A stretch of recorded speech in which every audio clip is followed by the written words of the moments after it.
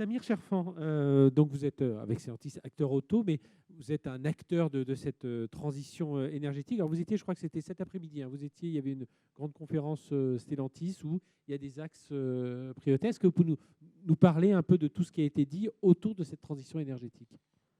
Oui, tout à fait. Donc, il y a eu effectivement un certain nombre d'annonces qui ont été faites cet après-midi. C'était une conférence de presse qui a duré 3 heures. Je peux juste vous donner quelques éléments les plus importants.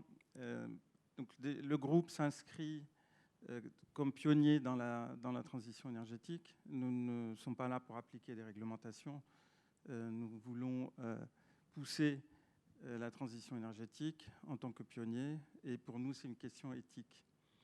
Nous avons fait part de nos investissements dans ce domaine qui sont extrêmement importants. Mais avant tout, je voudrais commencer par nos clients. Tout à l'heure, on parlait des gens qui devenaient plus sensibles, notamment à travers la crise sanitaire, sur l'aspect environnemental. C'est vrai, mais le client ne veut pas lâcher sur l'autonomie et le client ne veut pas lâcher sur son portefeuille. Et aujourd'hui, nous pensons que dans les années qui viennent, dans les 5 ans, l'autonomie, avec des autonomies qui vont être entre 500 et 800 km, va être dans des ordres de grandeur qui rassurent le client. Et puis le coût d'usage va aussi, avec la baisse du coût des batteries, qui est le principal surcoût des véhicules électriques, permettre en coût complet d'être comparable par rapport à un véhicule thermique. Donc nous pensons que nous sommes à l'aune d'une révolution et donc nous souhaitons être pionniers dans ce domaine. Nous avons l'intention d'atteindre quasiment 100% de couverture électrique sur notre offre mondiale. On parle de 14 marques. Stellantis, c'est la fusion de PSA, et donc Peugeot, Citroën, DS, Opel, et de Fiat Chrysler. Je ne vais pas toutes les citer, il y a 14 marques. Et donc, nous avons aujourd'hui 30 véhicules qui sont électrifiés. Nous atteindrons plus de 100 véhicules, donc quasiment 98% du groupe sera électrifié. Certaines marques deviennent 100% électriques et dès 2024. Et donc ça, c'est un investissement extrêmement important. On parle d'une trentaine de milliards d'euros dans les 5 ans qui viennent. Et donc c'est sur des produits, sur les batteries.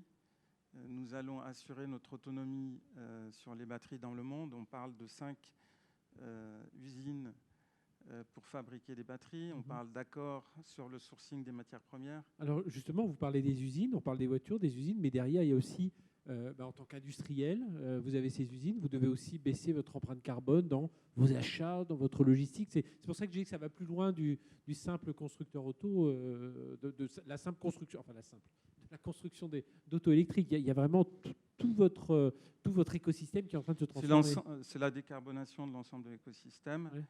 Donc ces batteries qui sont investies, une façon de réduire l'empreinte carbone, c'est bien entendu tout ce qui est réutilisation, réparation et recyclage des batteries. Et on peut récupérer de 90 à 100% des matières premières des batteries à travers la technologie de recyclage disponible. Donc effectivement, ça fait partie de la démarche globale. Maintenant, vous m'amenez un petit peu en dehors de la fabrication. La décarbonation de nos usines est importante, la décarbonisation de la supply chain aussi. Je peux prendre un exemple au Maroc. On est au Maroc. Nous avons des travaux avec les autorités locales pour décarboner complètement la filière industrielle de notre groupe au Maroc. Et nous travaillons sur des emballages réutilisables, etc.